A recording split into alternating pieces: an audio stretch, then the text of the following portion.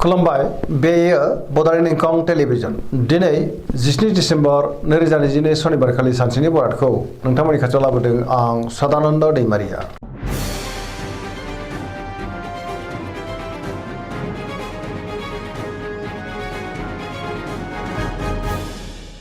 सिगां फरायनो लादों मेष राशि गिबि हांखो अ ल दिनैनि साना जोबोर मोजां गोसोखौ दिनै जोबोर गोजोननाय मोनगोन। सुथुरखौ गोरलैयैनो फेजेननोबो हागोन। बहाबा हान्थियोब्ला दिनै जोबोर मोजां आरो मोजाङैनो हान्थिनो हागोन।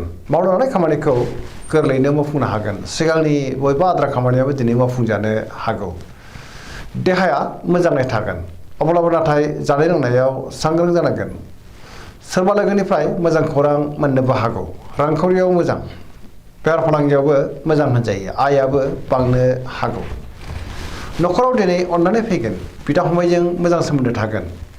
गुबुननि गोसोखौ गोरलैयैनो बोनोबो हागोन। गोसोनि बोलोआ बांगोन। समाजाव बयजोंबो मान होजागोन। सेंग्रा सिख्लाफ्रा मोजां खौरां मोननो हागौ। गोसोआ दिनै जोबोर खुसि जागोन आरो गावबा गावनि गोसोनि साननायखौ फोरमायलायनोबो हागोन। पजिटिभ एनार्जिनि गोहोम गोग्लैनो हागौ। वृष राशि गिबि हांखो इ उ ब दिनैनि साना जोबोर मोजां गोसोखौ दिनै जोबोर गोजोननाय मोनगोन। मावनो लानाय खामानिखौ थि समावनो आरो गोरलैयैनो मावफुंनोबो हागोन। गोसोनि बोलोआ बांगोन। गावनि गोसोनि साननायखौ गुबुननो फोरमायनोबो हागोन। गियाननि आंखाल जानाय नङा। समाजाव मान मोनगोन। रांखावरियाव मोजां बेफार फालांगियावबो मोजां होनजायो। आयाबो दिनै गोबां बांनो हागौ। न'खराव बिसि फिसायनि गेजेराव अननानै फैगोन। बिदा फंबायजों मोजां सोमोन्दो थागोन। देहाया मोजाङै थागोन। सोरबा लोगोनिफ्राय थोजासे हेफाजाब मोननो हागौ। जायखि खामानि मावामानो मोनफ्रोमबो खामानिखौनो दिनै गोरलैयैनो मावफुंलांनो हागोन। गोसोनि साननायफ्रा मोगथाङाव जाफुंनोबो हागौ। पजिटिभ एनार्जिनि गोहोम गोग्लैगोन। पजिटिभ साननो रोंगोन आरो गोथों आरो गोग्गो खामानि मावनो हागोन। मिथुन राशि गिबि हांखो क स दिनैनि साना मोजां आरो गाज्रिनि गेजेरजों बाबेनलांनो हागौ। नेगेटिभ एनार्जिनि गोहोमबो गोग्लैनो हागौ।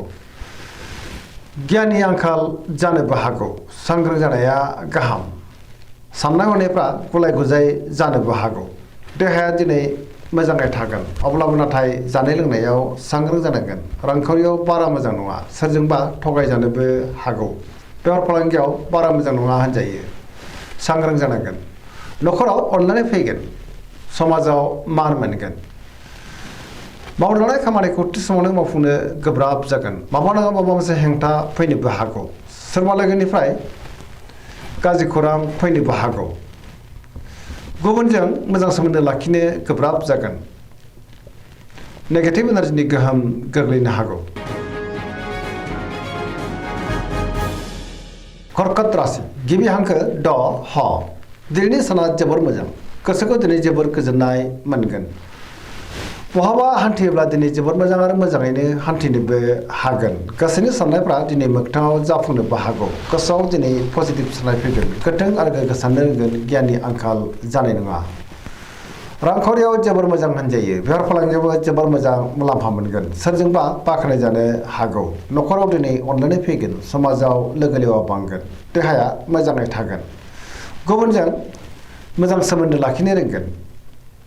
सोरनिबा हेफाजाब मोननानै गोसोआ दिनै जोबोर खुसिबो जानो हागौ। फरायसाफ्रा दिनै फरायनायाव गोसो दुंखांगोन आरो मोजां फिथाइ मोननोबो हागोन। पजिटिभ एनार्जिनि गोहोम गोग्लैनो हागौ।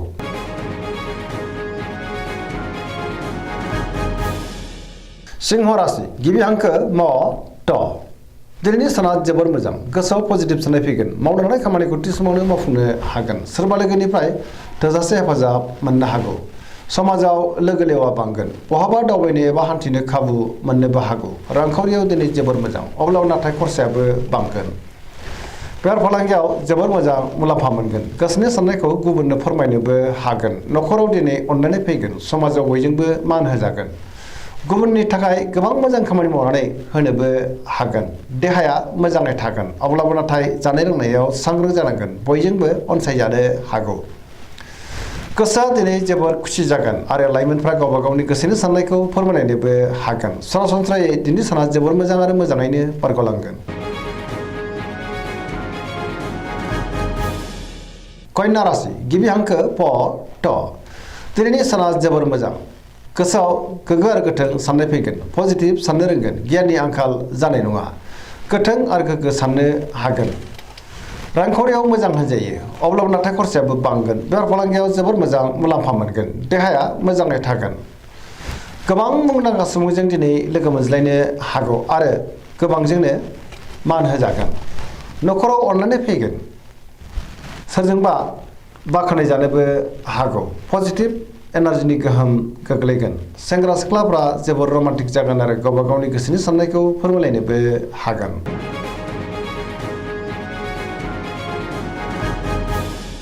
तुला राशि गिबि हांखो र ट दिनैनि साना जोबोर मोजां। गोबां रोखोमनि जेंनाफोरखौ दिनै गोरलैयैनो सुस्रांनो हागोन।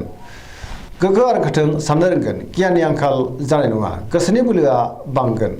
गावनि गोसोनि साननायखौ गुबुननो फोरमायनोबो हागोन। मावनो लानाय खामानिखौ मावफुंनो हागोन।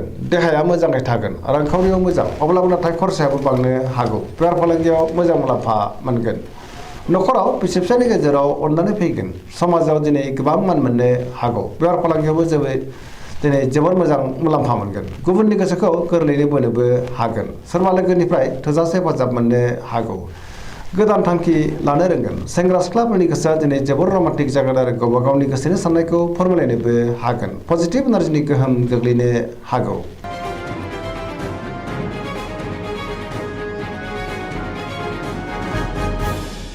वृश्चिक राशि गिबि हांखो न स दिनैनि साना जोबोर मोजां। बयजोंबो अनसायजानो हागौ। गुबुननि गोसोखौ दिनै गोरलैयैनो बोनोबो हागोन। पजिटिभ एनार्जिनि गोहोम गोग्लैगोन। गोसोआ दिनै जोबोर खुसि जागोन। गोथों आरो गोग्गो साननो रोंगोन। गियाननि आंखाल जानाय नङा। मावनो लानाय खामानिखौ थि समावनो आरो गोरलैयैनो मावफुंनोबो हागोन। गुबुननिफ्राय थोजासे हेफाजाब मोननो हागौ। गोसोनि साननायफोरा मोगथाङाव दिनै जाफुंनोबो हागौ। गोसोनि बोलोआ बांगोन। न'खराव बिसि फिसायनि गेजेराव अननानै फैगोन। रांखावरियाव मोजां, अब्लाबो नाथाय खरसायाबो बांनो हागौ। बेफार फालांगियाव जोबोर मोजां मुलाम्फा मोनगोन। देहायाबो दिनै मोजाङैनो थागोन। गुबुननिफ्राय थोजासे हेफाजाब मोननो हागौ। फरायसाफ्रा दिनै फरायनायाव गोसो दुंखांगोन आरो मोजां फिथाइ मोनगोन। लाइमोनफोरा जोबोर रमान्टिक जागोन आरो गावबा गावनि गोसोनि साननायखौ फोरमायलायनोबो हागोन।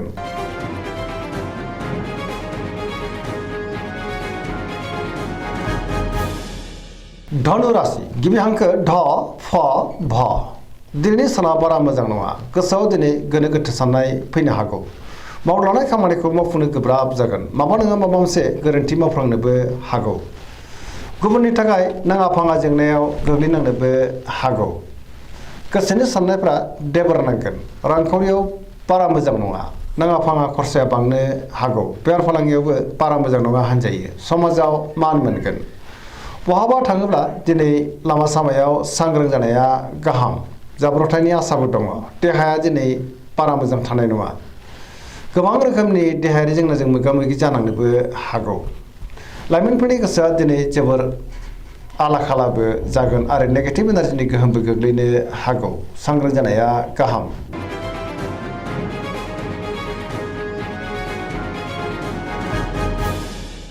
मकर राशि गिबि हांखो ख ज दिनैनि साना मोजां आरो गाज्रि गेजेरजों बाबेनलांगोन। गोसोनि साननाया गोनो गोथो जानो हागौ। मावनो लानाय खामानिखौ मावफुंनो गोब्राब जागोन। माबा नङा माबा मोनसे गोरोन्थि मावफ्लांनोबो हागौ।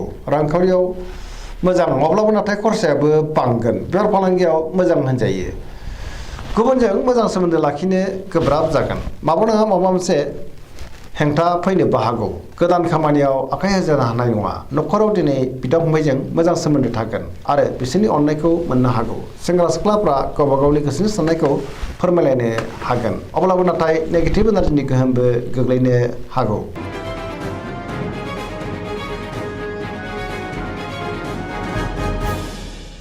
कुम्भ राशि गिबि हांखो ग स दिनैनि साना मोजां आरो गाज्रिनि गेजेरजों बाबेनलांनो हागौ। गोसोआव गोनो गोथो साननाय फैगोन।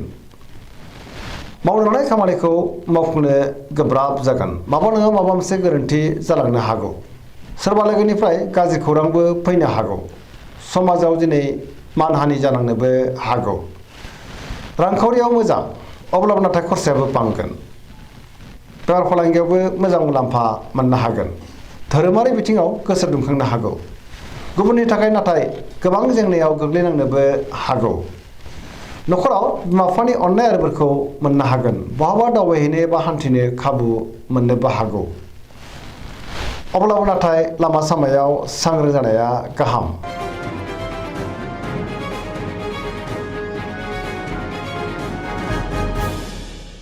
मीन राशि गिबि हांखो ड स।